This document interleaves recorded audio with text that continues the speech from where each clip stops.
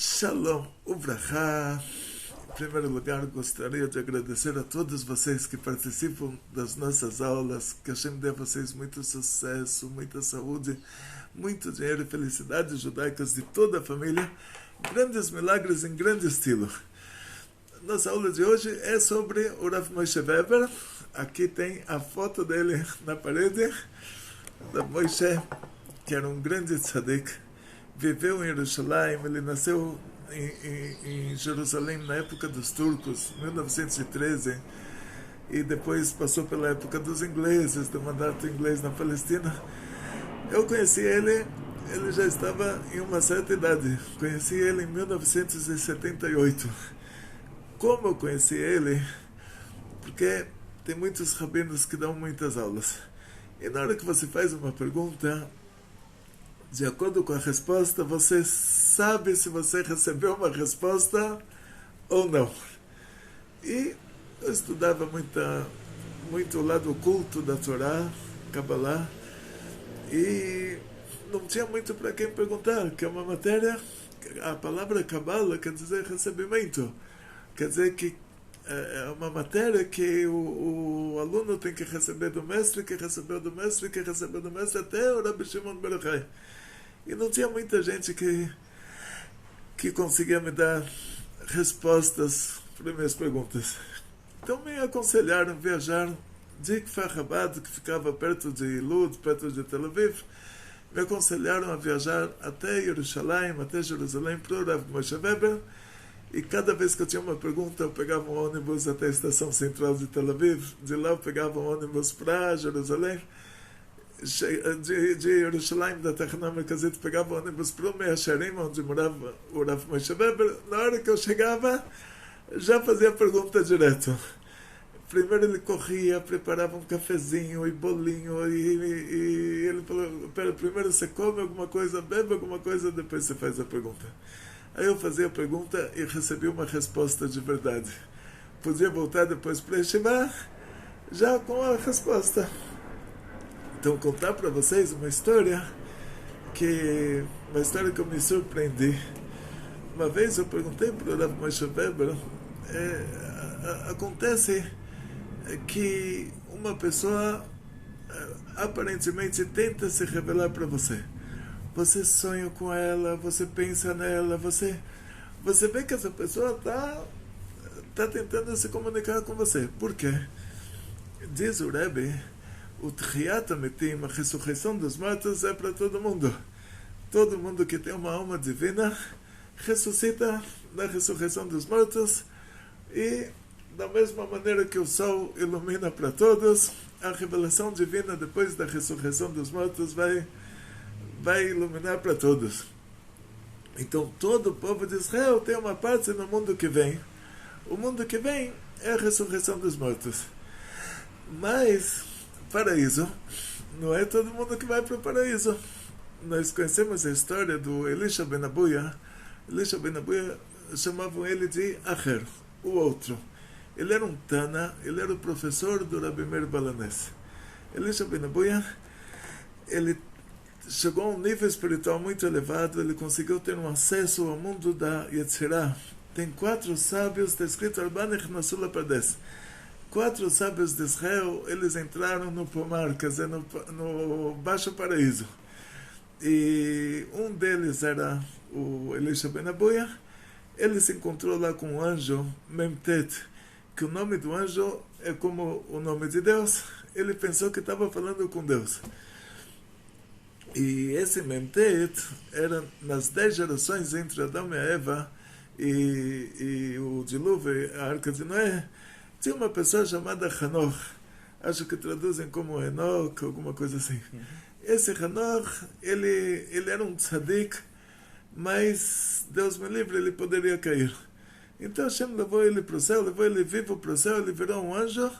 Ele é o Memtet, o anjo responsável pelos 70 anjos que são responsáveis pelos 70 povos que tem nesse mundo. Esse anjo vai repassar a fartura, a abundância do mundo de cima, de acordo com a cota de cada anjo, desses 70 anjos.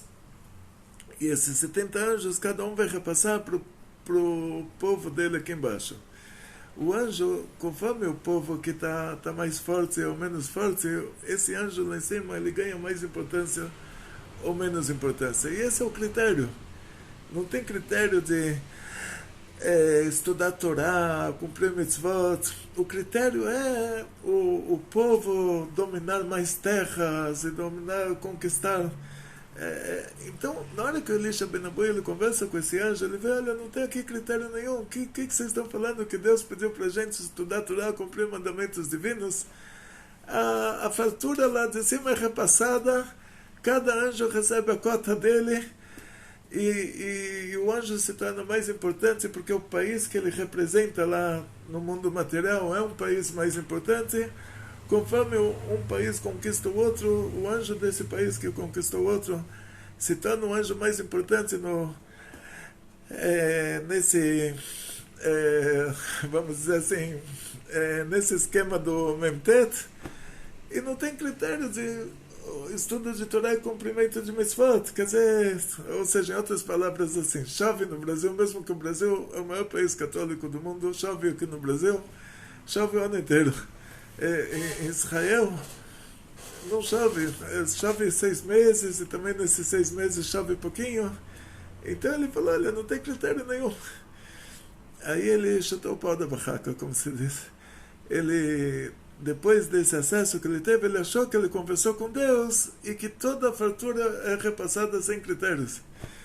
Aí ele começou a fazer tudo. A pessoa que ele é muito gênio, me contou o meu professor na Yeshiva, Ramendo Futefaz, ele era muito famoso. Quando ele chegava no Rebbe, o Rebbe recebia ele sozinho, portas fechadas. A gente, quando chegava no Rebbe, entrava em grupos. Quando o Rav Mendel chegava no Rebbe, ele entrava sozinho. O Rav Mendel, ele estava 10 anos na Sibéria, ele era dos grandes Hasidim que ensinou Torá na época dos comunistas e foi perseguido pelo governo comunista. O Rav Mendel, ele dava exemplos, ele era de Chernovitz. Chernovitz, eu não sei onde fica, hoje a gente está descobrindo os nomes das cidades lá da Rússia Antiga, né? Que a Rússia Antiga incluía a Ucrânia, incluía a Lituânia, então a gente ouve lá Kherson, eu ouvi muitas histórias de Kherson, vou contar para vocês depois, mas de qualquer maneira, o Rav Mendel, onde ele morava, Chernovitz, todo mundo andava de cavalo. Eu imagino como o interior do Mato Grosso, algum lugar assim. E ele falou a diferença entre um cavalo novo e um cavalo velho é que o cavalo novo, quando ele faz um erro, ele erra bastante, ele erra muitos quilômetros, porque ele é rápido. Agora, a vantagem é quando ele corrige o erro, ele corrige também rápido. Ele volta muitos quilômetros rápido. Cavalo velho, quando ele faz um erro, o erro é pequeno, porque ele não anda muito, mas para corrigir também demora bastante. Então ele deu essa aula em relação a nós. Ele falou, tem meninos aqui que são verdadeiros gênios. Quando eles fazem um erro, eles chegam até o fundo do precipício. Depois, quando eles consertam, eles conseguem voltar rápido. O Elisha Ben Abuya era uma coisa assim, ele era tão gênio, mas tão gênio, tão gaon, tão grande. Quando ele fez esse erro, ele chegou ao fundo do precipício. Ele era uma pessoa assim, judeu, de família religiosa, nunca fez nada de errado na vida, então na hora que ele chegou à conclusão que não tem critérios, ele quis provar tudo. E Deus me livre, ele continuou sendo o professor do Rabbi Meir Balanés. E sendo que ele era o professor do Rabbi Meir Balanés e ele não estava mais cumprindo o Torah Mitzvot, no Shabbat ele andava de cavalo. Ele que é proibido andar de cavalo no Shabbat, e ele ia ensinando o Rabbi Meir Balanés, ia ensinando ele coisas muito profundas, e ele no cavalo. E a gente no Shabbat não pode sair 2.000 passos da cidade, que é 2.000 amot. Um amá é 50 centímetros. Então chegava uma hora que ele falava para o Rabbi Meir Balanés, ele falava, olha, Ad kan tchum Shabbat, até aqui é quanto você pode andar no Shabbat. E aí o Rabbi Meir perguntou para ele, me fala, você é tão gênio assim, você entendeu já que você fez coisa errada, que você chutou o pau da barraca indevidamente, então por que você não faz tchubá, volta para o bom caminho? Aí ele falou, não, eu vi uma voz do céu que falou, chuva, banim, chuva, vem, voltem meus filhos bagunceiros, voltem fora do acher, fora do outro. Quer dizer, a voz do céu falou, todo mundo tem que fazer chuva, Hashem está esperando vocês de braços abertos para ele. Por que essa voz do céu falou assim? Quer dizer que uma chuva normal, a pessoa assumir que não vai mais fazer a coisa errada, decidir que vai fazer o certo, aí todo mundo está convidado a fazer isso imediatamente, mas ele teria que fazer uma chuva maior, porque ele foi um mau exemplo. Ele fez coisas que outros não fizeram. Então ele teria que fazer uma chuva maior. Isso que ele não entendeu. Ele achou que não tinha chuva. Mas geralmente, até a linguagem do Zohar, às vezes, fala para tal coisa não tem chuva. O que quer dizer não tem chuva? Não tem uma chuva normal, mas tem que fazer uma chuva maior. Então, quer dizer, o remorso dele pelo que ele fez de errado deveria ser proporcional a isso que ele fez conscientemente. Enquanto outras pessoas, quando fazem coisa errada, eles por motivos de ignorância, por motivos de educação errada, por outros motivos, e ele sabia o que era certo, ele fez errado. Então, a chuva dele deveria ser maior. Mas ele se enganou pela segunda vez, ele achou que a chuva dele não seria aceita lá em cima, e quando ele faleceu, ele não foi aceito no Gehenna, não teve o direito de passar por uma retificação de 12 meses, porque ele era um grande estudioso da Torá, e não foi aceito no paraíso, porque ele tinha feito muitas coisas erradas. Então, onde a pessoa fica? Aí entra todo o Hidush aqui. Se ele fica na porta do paraíso, vai ficar lá confusão. Então tem lá os Kruvim, que são os anjos que guardam o paraíso, que jogam essa pessoa para o outro extremo do mundo. Tem histórias no Zohar que, tipo, não vale a pena para a pessoa que não deixaram ele entrar no paraíso, ele não tem como ficar esperando na porta. Tem outros que sim conseguem ficar esperando na porta até que alguém nesse mundo faça alguma coisa no mérito da alma dele para que ele possa entrar. E Elisha Ben Abuya não foi aceito no Gehenna, não foi aceito no paraíso. Então, problema sério. Quer dizer, por isso que às vezes a pessoa... essa pessoa que não está aceita nem aqui nem lá, ele precisa de uma ajuda, então ele se revela para você. E essa história que me contou o Rav Moshe Weber, me contou a história do Abulefia, que era um aluno do Arizal, e esse aluno do Arizal, ele pegou uma caravana do Egito. O Egito era os Estados Unidos do Oriente Médio. O Egito, na época do Arizal, 400 anos atrás, era um país desenvolvido. Então imagina, enquanto que Israel era um deserto com poucas cidades, com poucos habitantes, era um lugar mais espiritual. E o Abulef então pegou uma caravana. A caravana era um meio de transporte da época, porque no deserto tinham muitos perigos, tinham assaltantes, e os assaltantes assaltavam em grupos. Então a caravana, quer dizer assim, é um grupo muito grande de pessoas montados em camelos, carregando mercadoria, já com seguranças, e quer dizer, é um grupo que não vale a pena se meter com eles. Então as pessoas viajavam dessa maneira. E só que a caravana, o guia da caravana, ele conhecia o deserto. No deserto não tem placas, eles não tinham GPS, não tinha bússola, não tinha nada. Então o guia, ele conhecia o deserto muito bem. E a caravana viajava de oásis para oásis. E dava uma paradinha em cada oásis, as pessoas bebiam água, davam água para os camelos, se reabasteciam de água, descansavam e a viagem continuava. E o Abulef, ele deitou atrás de uma árvore, e na hora que terminou a escala naquele oásis, a caravana tinha que partir já para o próximo oásis. Todo mundo estava ocupado, cada um pensou nas suas próprias coisas, e os guias da caravana pensaram no caminho que eles têm que seguir, e as pessoas pensaram nas próprias famílias, e esqueceram a Abulef lá atrás da árvore. O grande tzadik, grande rabino, aluno do Arizal, ficou dormindo atrás da árvore. Acabou, a caravana foi embora, ele ficou sozinho no oásis. E ele acordou, ele sabia que ele estava sozinho. Como ele acordou? Gritos e berros, gritos e berros, gritos e berros. Ele acordou, ele viu pessoas e bois dando patadas na cara dessas pessoas e as pessoas morreram. Ele viu isso, teve um desmaio. No desmaio, depois que ele estava algum tempo desmaiado, ele acorda de novo, gritos e berros, e ele vê aquelas mesmas pessoas, aqueles mesmos bois. Os bois deram patada na cara das pessoas, as pessoas de novo morreram. Ele já entendeu, ele falou, eu estou sozinho no oásis, a caravana foi embora, me esqueceu. E de repente aparecem pessoas e bois, e de repente tudo desaparece. Então ele entendeu que essas almas estão passando por uma dificuldade e estão tentando se comunicar com ele. Então ele era aluno da Arizal, ele falava nomes que dá para fazer um search de almas ao seu redor. Isso a gente não consegue fazer. Imagina você fazer um search, saber que almas estão aqui nessa região.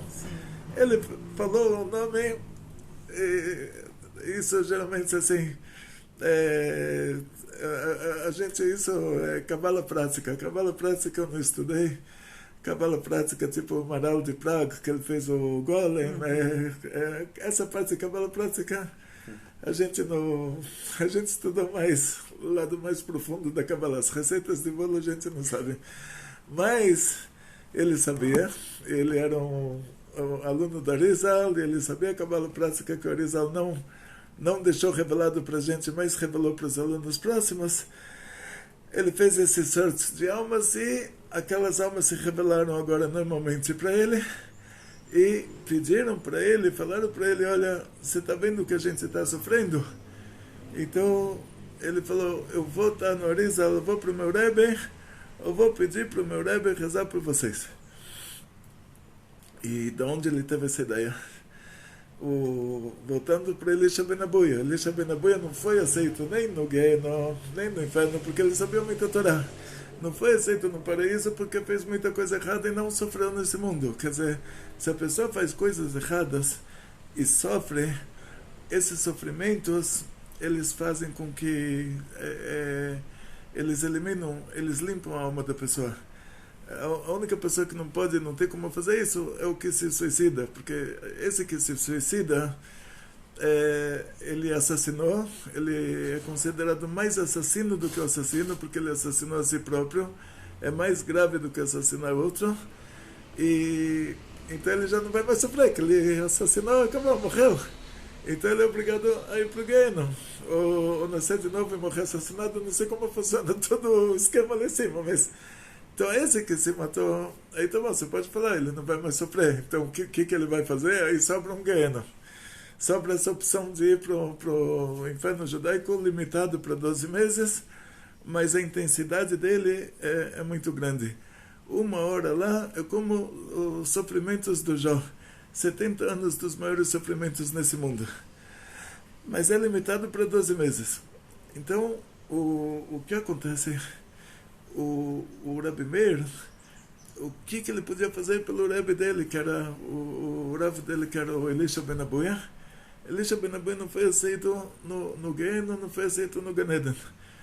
O Rabi Meir, ele rezou pelo Elisha Ben Abuya, e essa reza do Rabi Meir foi aceita como um mérito para Elisha Ben Abuya entrar no paraíso. Senão ele tinha que esperar a ressurreição dos mortos, não estaria no paraíso.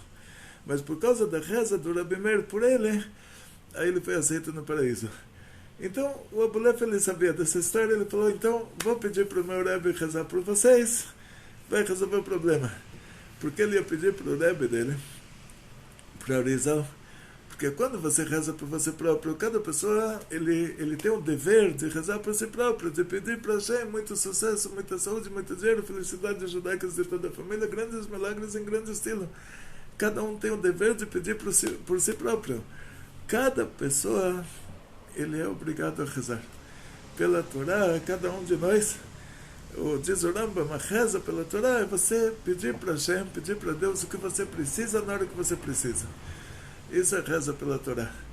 Não é só os Anshe Knesset Agdolá que fizeram o Sidur, os homens da grande Assembleia, que viveram entre a destruição do primeiro Bet HaMikdash e a reconstrução do segundo, eles fizeram o Sidur, fizeram Nusach HaTfilah, O Nusach HaTfilah, eles estão te dizendo assim, olha, pela Torá, você tem que pedir para Hashem o que você precisa, na hora que você precisa, só que você esqueceu o que você precisa, você esqueceu a frequência que você tem que pedir.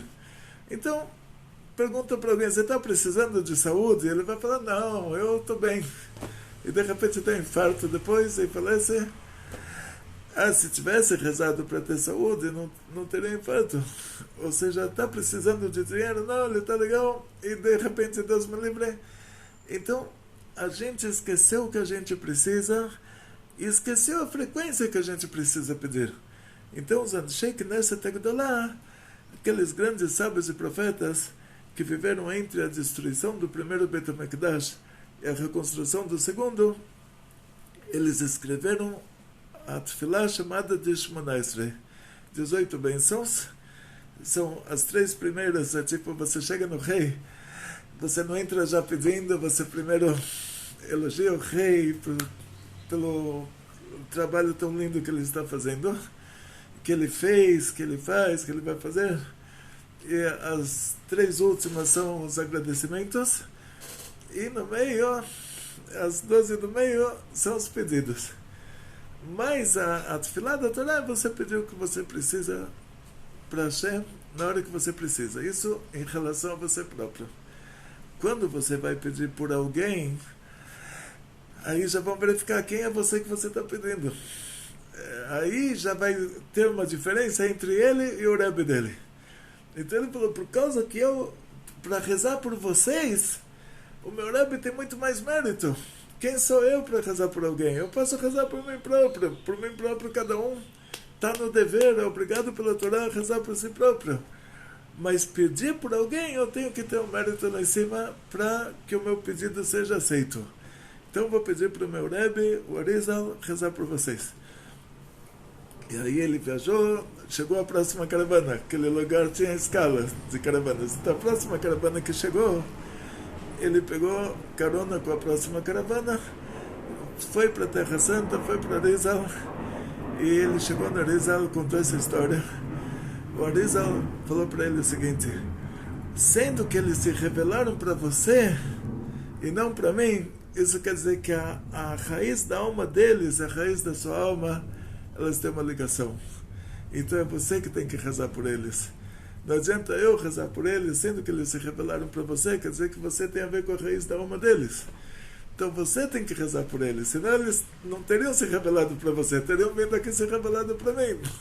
Não faz diferença, ou seja, a alma não está limitada a um corpo, não tem um limite.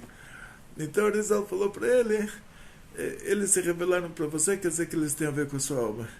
Então quer dizer que é hora de você rezar por eles. A Bulefa perguntou, então vamos lá, eu tenho que rezar, então eu tenho que saber o que está acontecendo lá, porque eles estão lá. E nessa conversa, o Bulefa falou para o Arizal que ele viu que eles estão recebendo um castigo no Guiana, e esse castigo de bois. Então, o Abulefa falou, conheço todos os livros de Kabbalah, todos os livros de Musa, todos os livros da Torá, tudo. Não tem um livro que eu não sei, me pergunta qualquer página, qualquer livro, eu te falo. E esse castigo de bois, eu não vi em lugar nenhum. Não vi que tem um castigo no Guiana, que é um castigo de bois. Aí o Arizal falou, claro, isso está no Chumash, está na Parashá. Aí acho que era Parashat Mishpatim, uma coisa assim, estava no Chumash, uma coisa simples, qualquer criança de 5 anos de idade estuda. Aí o Lefer perguntou, como está no Chumash? O Arizal falou para ele, tem um versículo que diz, Lotakifu peotro sheichem, que a gente não pode cortar a barba com navalha, com gilete, e essa... geralmente eles vendem, como chama o... Barbeador? Agora, se for barbeador elétrico, que ele não puxa e corta, ele só corta por fora, tipo aquele Philips de 3 rodinhas antigo, aí não entraria nessa classificação. Tipo, ou essa o que não pode é lâmina. O que não pode é a lâmina, ou aquele, sendo que o barbeador também é uma lâmina, mas a tesoura pode. E a lâmina não pode porque ela corta mais profundo. E esses barbeadores atuais que eles puxam e cortam é considerado gilete. Então, cortar a barba com gilete, cortar a barba com navalha, aí está escrito lota que foi Piotr Shechem, que não pode cortar a barba com gilete, com navalha, e nem os peot, nem a barba nem os peot. Piotr Shechem é essa parte do cabelo. Quais são Piotr Shechem? Os cantos tipo da sua cabeça. A palavra peot começa com pei, a letra pei. A palavra Roshechem começa com reish. O pei e o reish junto formam a palavra par, que quer dizer um boi, um touro. Então ele falou, esse castigo que eles estão recebendo é porque eles fizeram isso intencionalmente. Quer dizer, você imagina um judeu religioso que ele nasceu de uma família religiosa, ele estudou no Hed, ele estudou na Shiva, e depois ele juntou o pó da barraca e foi lá cortar os peot e a barba com um gilete. Então era Shetevot par, quer dizer que esse castigo de bois e novamente, qualquer castigo do Genom, essa pessoa fez a coisa intencionalmente, conscientemente. Quer dizer, até Abraão Avinu, ele rezava para o sol, ele viu que o sol se pôs. Ele rezava para a lua, ele viu que a lua desapareceu. Até ele descobrir Hashem. Ele não recebeu castigo por ter rezado para o sol, por ter rezado para a lua. Tem muita gente que reza na igreja, depois descobre Hashem. Então ele não vai receber um castigo por ter rezado na igreja. Quer dizer, essa parte da vida dele que ele era ignorante, ela não conta. Porque é uma criança, diz a Torá, a Gemara nos conta, tem uma lei que é chamada Tinok Shenish Babenakum.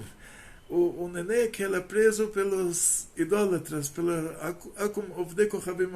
pelas pessoas que rezam para estrelas e constelações. Ele não é culpado de rezar para aquilo, porque ele foi educado dessa maneira.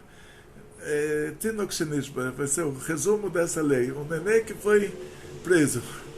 Então o nenê foi preso entre os idólatras, ele foi educado para servir as estrelas.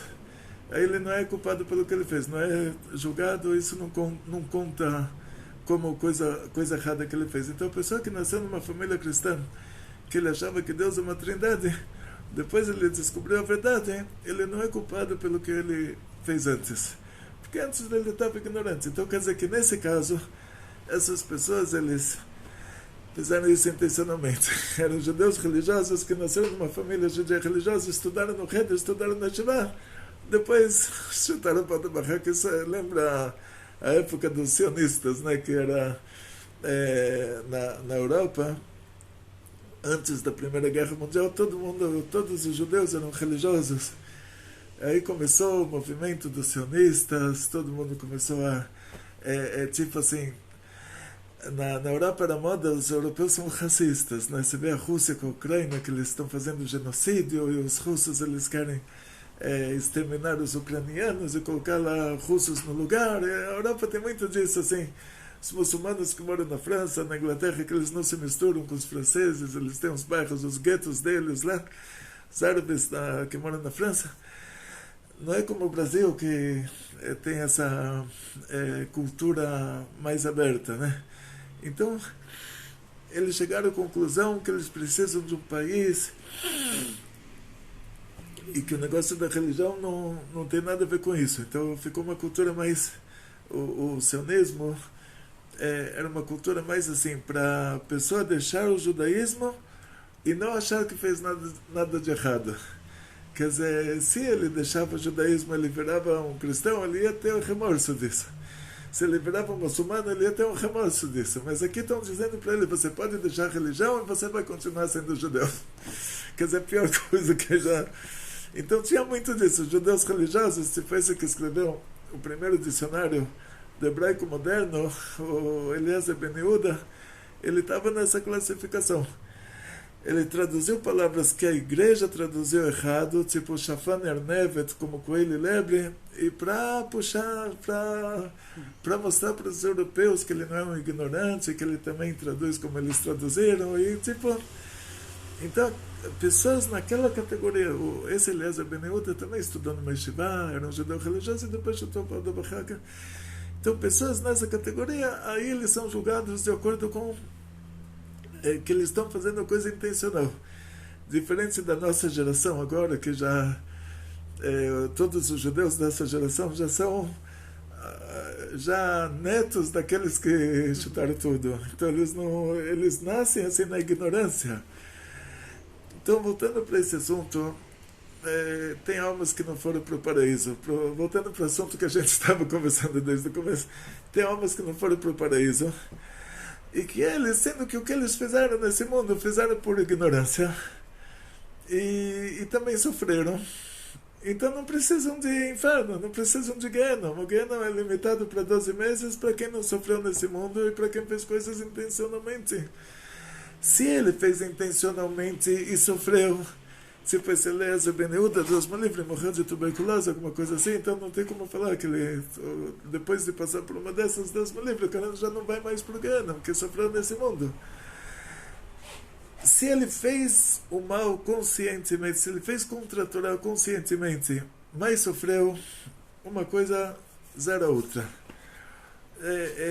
Se ele fez inconscientemente, ele não pode ser julgado. Então, pro inferno ele não vai. Então, a história que eu contei uma vez do nazista e o canibal, os dois se encontraram no tribunal divino. Aí o canibal matou o outro e comeu. O nazista matou o outro e não comeu. E os dois são julgados. Aí o tribunal divino fala, o canibal, coitado, essa educação que ele recebeu, então não vai receber castigo nenhum. Aí o nazista falou para ele, você estudou na universidade?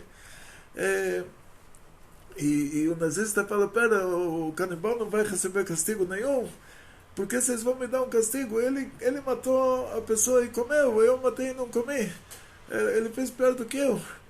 Aí o tribunal divino fala para ele, você estudou na universidade que é proibido assassinar, e você depois assassinou mulheres, crianças, velhos e pessoas que não estavam lutando contra você, não eram militares que estavam contra o seu exército. E essa educação que ele recebeu. Aí o canibal ele ouve isso e fala, que legal, então deixa eu ir pro paraíso. Aí vão falar para ele, para ir pro paraíso tem que ter mérito. Paraíso também não pode entrar. Você não vai para o Gehenom, não vai receber um castigo, porque o que você fez é a educação que você recebeu. Mas ir para o paraíso você tem que fazer para merecer. Então, a pessoa que está nessa categoria, que para o Gehenom ele não vai, porque ele sofreu. E o que ele fez, ele fez o que ele aprendeu. Tipo, ele aprendeu errado, fez errado. E ainda sofreu. Então ele sai desse mundo sem necessidade de sofrer no próximo mundo. Mas também não tem o mérito para entrar no paraíso. Então onde ele está? E isso vale para judeus e não judeus? Isso vale hoje em dia, assim, o que a gente conta que o que vale para judeus e não judeus, o Onkelos, ele era sobrinho do Titus. E o Onkelos, ele... Antes de se converter ao judaísmo, o Onkelos ele ficou famoso, foi um Tana, o rabino da época da Mishnah, era um aluno do Rabban Gamaliel, uma pessoa muito importante. O Onkelos ele traduziu a Torá para o aramaico, a tradução que foi aceita, a tradução do aramaico aceita pelos nossos sábios, que é uma tradução explicativa, você não tem como traduzir a Torá. Foi de um convertido. Então, tá vendo? Foi o Onkelos que se converteu ao judaísmo. O Onkelos, antes dele se converter, ele foi para uma Balat Ov, era o centro espírita da época, e ele baixou a alma do tio dele, do Titus. Shaul também foi para o centro espírita, né? Sim, mas não baixou a alma do Titus. Então, aí ele pergunta para o Titus, onde você está? Que está? Você é a pessoa mais importante. Você que era o imperador de Roma, que todo mundo tremia só de imaginar você, que onde você chegava já eram colocados tapetes vermelhos e as pessoas se prostravam na sua frente. E o que está te acontecendo? Onde você está? Então o Onkelos começa perguntando para ele quem é importante no próximo mundo. Aí o Titus fala, olha, povo de Israel. Aí o Onkelos pergunta para ele, você que é o imperador romano, o que está te acontecendo aí? Se você não é importante aí, qual nível de desimportância você está? Quer dizer, você é... É o que em cima? É o quê? Aí ele falou assim, que antes dele morrer, ele sabia, ele tinha destruído o Bet HaMikdash, ele tinha feito pilhagem em Jerusalém, e no caminho, quando o navio estava voltando com tudo que eles roubaram, eles fizeram como os russos estão fazendo na Ucrânia, os romanos em Israel fizeram pior. Tipo, roubaram tudo que tinha lá e destruíram, roubaram. E no mar começou uma tempestade.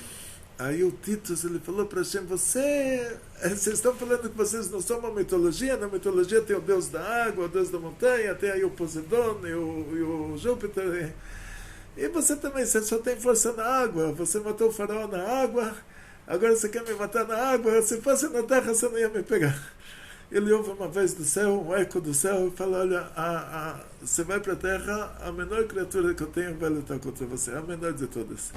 Ele chega em Roma, todo cavalo, construíram para ele lá o Arco do Triunfo, e um mosquitinho de nadinha assim, bem pequenininho, entra no nariz dele e começa agora a se desenvolver lá dentro.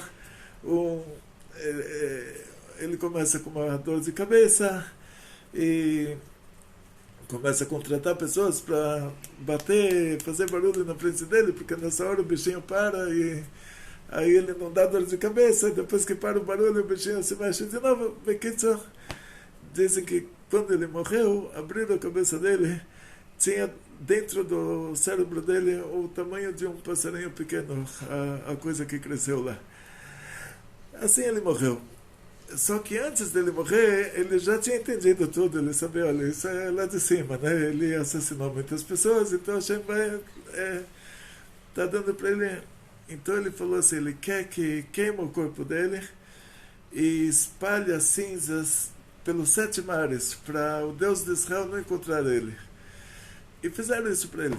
Queimaram o corpo dele e espalharam as cinzas pelos 7 mares. Então ele falou isso que ele tinha pedido antes de morrer, e é isso que está acontecendo para ele no próximo mundo. Todo dia, 3 vezes por dia, ele tem que catar lenha, preparar uma fogueira, e os anjos colocam ele lá, os anjos do Guiana, colocam ele dentro da fogueira, ele morre queimado, espalham as cinzas dele pelos 7 mares, e depois ressuscitam ele de novo ele tem que catar lenha, e isso 3 vezes por dia. Então, quer dizer, ele não era judeu, o Titus, e estava no Guiana. Porque se Hashem pede para alguém 7 mandamentos, se Hashem pede para alguém não assassinar, e ele assassinou, então ele recebe uma retificação. Se ele assassinou conscientemente, está num problema sério. Se ele era um canibal na ilha de Borneo, aí o Tribunal Divino ainda consegue justificar. Mas se era uma pessoa normal, comia como uma pessoa normal, bebia como uma pessoa normal e foi assassinar, já não tem como justificar. Então, nesse caso, a pessoa que tem os 7 mandamentos, ele também tem direito a um paraíso. Porque, da mesma maneira que Hashem, um dos 13 princípios da fé judaica, se ele dá uma retificação, se a pessoa fez a coisa errada, ele é obrigado a dar um prêmio se a pessoa fez a coisa certa. Então, se a pessoa não assassinou, ganha um prêmio, ganha um paraíso. Da mesma maneira que se ele roubou, Deus me livre, ganha um castigo. Se não roubou, ganha um paraíso. Então, quer dizer que não importa se a pessoa é judeu ou não judeu, porque essa regra de retificação, de recompensa pelo que fez de bom, e castigo pelo que fez de ruim, a gente vê na Torá que o Onkelos, ele chamou o tio dele, o Titus, ele chamou o Bilam também. Então, e o Bilam estava sendo fervido em fezes ardentes. Então, não vou entrar nessa história, que é uma aula inteira sobre esse assunto, mas assim, a gente está falando sobre se uma pessoa que não é judeu, se tem direito a um gueno, tem direito a um gueno, porque tem que retificar isso de alguma maneira. Então, tem pessoas que fizeram pouca coisa e sofreram muito. Então já retificaram nesse mundo. Então você nunca assassinou ninguém, você não roubou, você não foi... Não viu com a mulher do outro? E mesmo assim a gente sofre. Então, quer dizer, a gente faz pouca coisa e sofre bastante. Então, assim,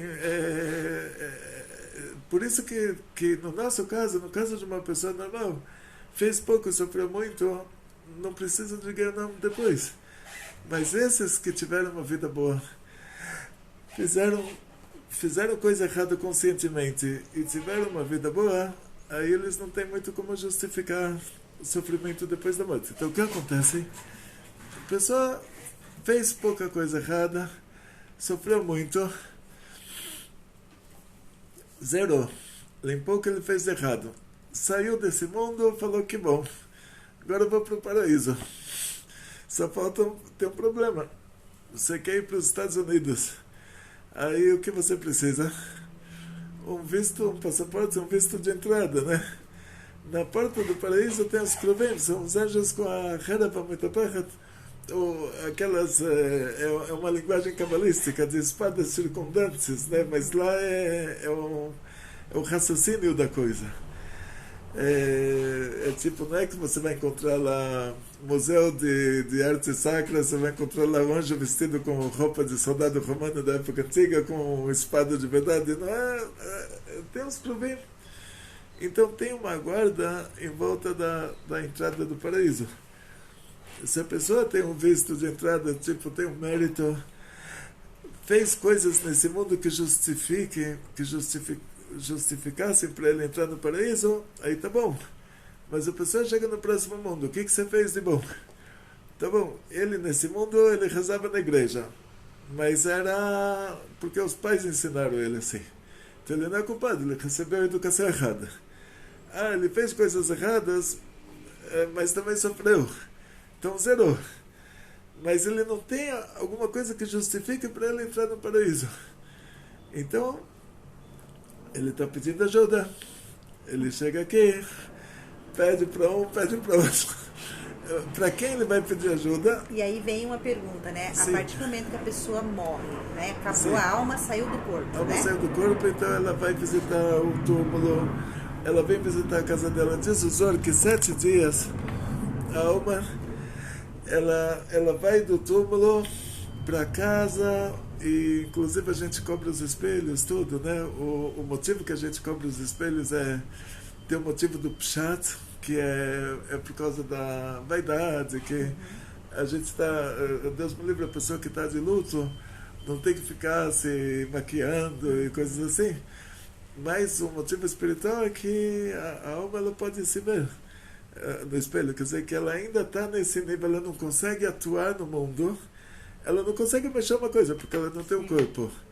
Então, para mexer alguma coisa, para fazer atuar no mundo material, você tem que ter um corpo material. Mas a alma, ela está aqui como alma, então ela consegue repassar mensagens, ela consegue pedir ajuda, como aquelas pessoas que se rebelaram para Abu Lefia, pediram ajuda dele. Por que eles se rebelaram para ele? Porque ele tinha a ver com a raiz da alma delas. Mas elas não tinham como arrancar uma tâmara da árvore lá. Elas tinham somente como se rebelar. Então essas almas que elas tentam se comunicar, seja por meio de sonhos, seja por meio de outras dicas, elas estão pedindo um mérito, que você faça alguma coisa no mérito delas. Que você, na hora que você coloca 10 centavos na tzedakah, você fala que é no mérito dela, para ela ter um mérito para poder no mundo espiritual acessar o paraíso. Porque o momento que ela morre, ela sabe da verdade, né? Aí ela já vê Deus, ela já... Então, ela sabe a encrenca que ela tá, digamos assim, né? Ela sabe o problema, o problema que ela tá. Assim, ela vai falar, pô, eu recebi uma educação errada, entende? O tribunal divino vai falar para ela, está certo, você recebeu uma educação errada, mas não é por causa disso que isso vai te dar direito a entrar no paraíso. Isso que você recebeu a educação errada, imagina a pessoa chegou no Brasil, ele entrou numa escola que só se fala chinês. E ele, tudo que ele estudou em chinês. E depois ele vai agora trabalhar. e ele só fala chinês, então recebeu a educação errada, então não vai poder trabalhar. Então aqui é um fato, né? É um fato. fato. É igual você vai para Israel, você vai falando só a língua portuguesa. É um e aí fato. você quer arrumar um emprego lá. Aí Como quem que vão te contratar entre um judeu e um português? Vão te dar a faxina. Vai Para segurar a vassoura, faxina. segurar a vassoura você não precisa falar língua nenhuma.